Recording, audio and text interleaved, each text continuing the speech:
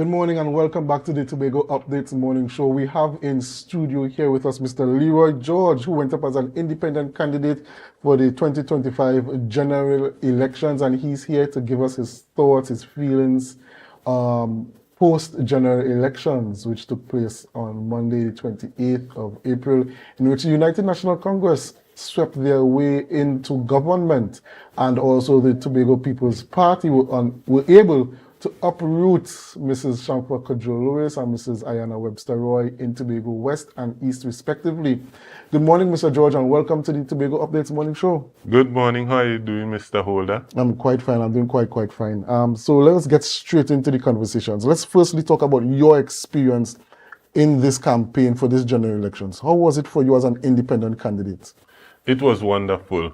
I was so happy that we had a debate with Tobago CiviNet, and I got a lot of things off my chest in terms of messaging. I was able to accomplish everything that I wanted to accomplish. In terms of the actual result, of course, from the very inception, you have 9 candidates, 8 of whom are backed by political parties, and only 1 being an independent candidate.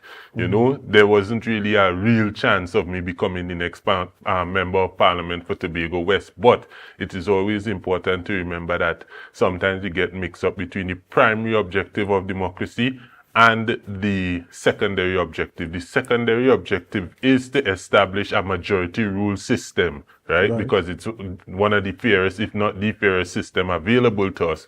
But the primary objective is to ensure that every single individual, irrespective of their gender, their socioeconomic standing, whatever, has a voice. And I was able to exercise my voice, and I used my voice to inform other persons that there is the option of not just having a voice during elections, but post-elections through direct democracy. And to see that several people, a lot of people actually got it and were motivated to even go against the waves, the current, with all the bells and whistles, to come out and say, yeah, that's what he's talking about. That is something I support, and come out and press the X next to Leroy George. I was so proud of each and every one of those persons, those who voted and those who got the message, but maybe they're expats or living outside there on Tobago East side. I am so proud of each and every one of them, and I want to take this opportunity to say thank you to all of them. So, Mr. George, you talk about getting your message out there and being a part of the discourse and that kind of thing. Is it not possible that you could have done that without going up as a candidate? Why was going up as a candidate so important to you? Well, this was actually my second time running, right? The first time, I entered into politics in 2019 as the research officer in the office of the minority leader. In that same year, I became the elections officer. And persons within our circle, the political party, especially the executive, etc., were well aware of me and my thoughts, etc. However, it is only after I ran with a minor party in the 2021 elections, I realized I start getting phone calls from the media, and basically people start paying attention to me in any kind of serious way. And I said, oh, this is what democracy is about. This is what elections is about. It's about having a voice. You could have a voice voting, or you could get in the mix at things and really have a voice. And then these elections, I think just about everybody would agree that I turned things up just a little bit. And from a lot of people knowing about me, I'm getting closer to becoming that household name. And more importantly, my message is getting closer to becoming a household message. Okay, so let's go into the election results for the 2025 general elections. We see the UNC getting into government. The People's National Movement, I think it's about 13 seats they have. And the TPP, well, they took the 2 Tobago seats away from the People's National Movement. And what are your thoughts on the results and what that means for Tobago? It says potential, and it says potential. Reason for that being, and so much potential. I know I said potential 4 times, but that is the extent to which there is potential. 26 13 goes into 26 two times. That means that had it not been for those 2 Tobago seats, the UNC would have that 2/3 majority that would enable them to create legislative changes of a particular magnitude.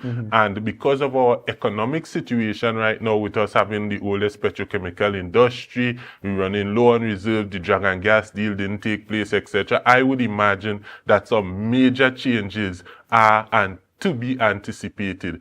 And because you have them 2 seats, it's not quite 2/3 majority until David or Mr. Tomo, not David or Tomo, we're talking about Samson or Tomo, is to come in and say, well, hey, here is your 2/3. And of course, one would imagine that the number one thing on their list would be to see a bill or bills brought forward before Parliament that would be able to utilize that 2/3 majority and put Tobago in a better position. And we'll need to be in a better position if we are to survive the rapidly changing circumstances internationally and nationally taking place. So do you think that with that, with those 2 seats and the elections panning out the way it did in Trinidad, or the PNM just getting that extra 13 seat to deny the UNC of the 2/3 majority on their own, do you don't think that that places the TPP in a strong bargaining position within the Parliament? It puts the TPP in a very strong bargaining position. It puts those 2 individuals in particular in a very strong bargaining position. And I am optimistic that it would create greater democracy even within the political parties here in the Tobago space, because now you have a situation, a member of parliament on paper is the equal of the chief secretary. If that member of parliament happens to hold our entire ministry, well, then that is probably superior to the chief secretary in terms of the amount of money they control. Even on paper, they will be higher. If on top of that, you now control the deciding factor on 2/3 in a nation that is 20 times larger than Tobago, you're looking at these guys could become ominous political creatures. And as a result, I suspect that in the TPP, persons are going to now start looking and saying, that's a pretty big creature right there. The TPP have their internal elections every 3 years. It's been, about a year or so since? And so one could imagine that there are going to be some democratic options within that political party. And rising tides tend to raise all ships. Once that happens there, I see changes happening in the PNM. Yesterday, we discovered that Penelope Beckles is going to be the member of parliament, which makes us now probably one of few nations with a prime minister, a president, and opposition leader all being female. One would expect that persons in Tobago may now start looking at, if not the gender relations, but how can we evolve in the way that we see politics in Trinidad evolving? How can we evolve here in Tobago politically, and not just politically, but legislatively, etc.? And so I think persons are going to start dreaming bigger, and that is exactly what I intended. So, Mr. George, we have a situation now where there was a list coming out with the potential appointments for the cabinet of Trinidad and Tobago, and it involved the 2 Tobago seats, the TPP members also being a part of the cabinet of Trinidad and Tobago. Since then, I've seen circulations coming out saying that that list is fake, but it raises an issue for us in Tobago here. What do you think would be the direction of the TPP? Does it benefit the TPP more to join forces with the UNC and be a part of the executive? Or do you think the TPP should go it alone and stand independently in the parliament as an opposition voice? That is an excellent question. In terms of the 2 individuals, of course, it would benefit them to be a part of the Executive Council, and I think they have a large amount of say where that is concerned, right?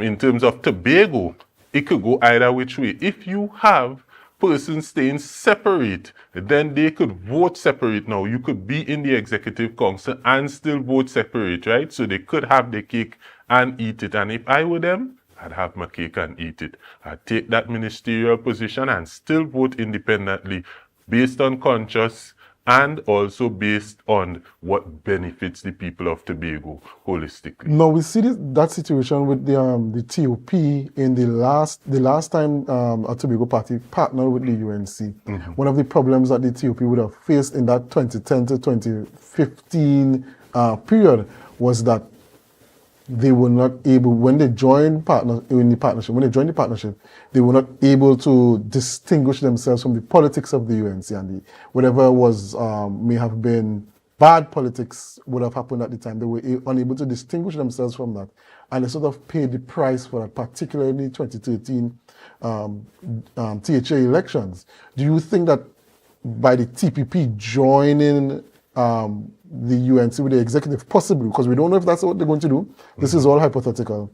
Do you think that if the TPP joins the UNC, they are also exposing themselves to that same risk that the TOP had? No, the circumstances are not the same. Remember, when the TOP had the 2 seats for Tobago in the People's Partnership situation, we were looking at an extreme case of special majority. Also, more importantly, the TOP was not in charge of the Tobago House of Assembly. What that means, there is no backing outside of central government. In this case, they have the backing outside of central government. They have the backing to the tune of well over $2.something billion on a yearly basis, because the THA is controlled by the TPP.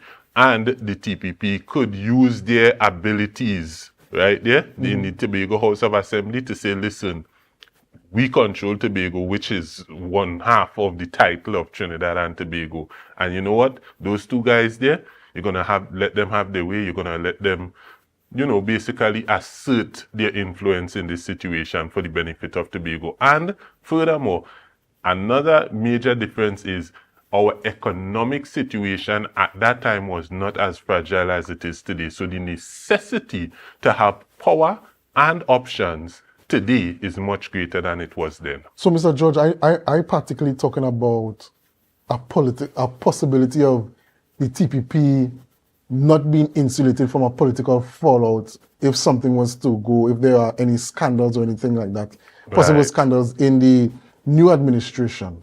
If they are outside of the executive, then they can insulate themselves from any possible scandals that may happen. Because we know with every administration, scandals do come up, right? So if they're outside of the executive and they just decide to be an opposition voice in the parliament and negotiate with the UNC as it suits them, then they could insulate themselves from any scandals that take place. Whereas if they're in the executive, they can't. They have to take a collective responsibility. And that could hurt them in their THA politics, possibly, right? As it did with the TOP in the 2010 to 2015 period. So that's what I'm really talking about. I'm not talking about access to resources and that kind of thing. I'm talking more about on the aspect of any potential political fallouts. So that's the angle that's really going on. So I don't know if... I would imagine a couple of things. Those scandals, they brought down the UNC, they brought down the People's Partnership. There was a lot of them. And I would imagine that Kamla Prasad-Bissessar would have gained some wisdom over the years. I could only hope. Of course, I wouldn't gamble on it. However, that being said, I think she probably would control her executive a little better than that, right? Because it was one scandal after the next. Somebody say something loose that would turn out not to be true. Then somebody assault a lady on an airplane, and then it's only when the whole thing pile up now she now looking to deal with it. I think she has the wisdom to deal with it up early o'clock. I would not be particularly concerned about that. And even if that was a matter of concern, that is why these 2 individuals, if they are part of that executive council, and the more I think about it, the more I'm supporting the idea of them using their power to become a part of the executive council. But they are voting according cabinet, to... not the executive council. The cabinet, yes. I got caught up with the THA versus central government. But once they become a part of that cabinet, right? Once they become a part of that cabinet, if they are voting according to conscience, if they are voting according to the needs of Tobagonians, in contrast to allowing themselves to be completely submerged into that cabinet and into that UNC situation, then even if a scandal breaks out, they would have already established themselves as those 2 guys. They're in there, as the Christians say, you're in the world, but you're not of the world. Right. And so they could isolate themselves even within that situation. I think they should take every opportunity to cloak themselves and the people of Tobago with all the power that they could get. Okay, so finally, I want to ask you about this question, this issue. So, Mr. Joel Sampson would have won the Tobago West seat, but he's also the area representative for Bonaccord Crown Point. And so he has to resign from Bonaccord Crown Point. It leaves an opening in the executive as well as leadership for one of the divisions. What do you think would be the THA's, the Executive Council's strategy now to fill that void? Well, the THA Executive Council would have already stated what they intend to do. They're stating that since there is less than a year between now and the time for Tobago House of Assembly election, they don't have to go into a by-elections. They just have to make an appointment. That being said, I will caution the people, the membership of the TPP, to utilize this as an opportunity to ensure that democracy is increased within your own political party and demand that even if it does not come to the people of Tobago and there is not an EBC election, there is an election within the political party, because the people of the TPP are in a very, very powerful position at this point. All right, thank you very much, Mr. Leroy George, independent candidate for the 2025 general election. Ladies and gentlemen, viewers, we're going to go for a break, a short break, a quick break, and then we'll come back and we'll have conversations with Mr. Ricardo Phillip, the political leader of the Class Action Reform Movement, and he would also be giving his thoughts on the post-general elections fallout. So stick with us, do us a favor, share the live, share the live, share the live. We'll be right back after these short messages.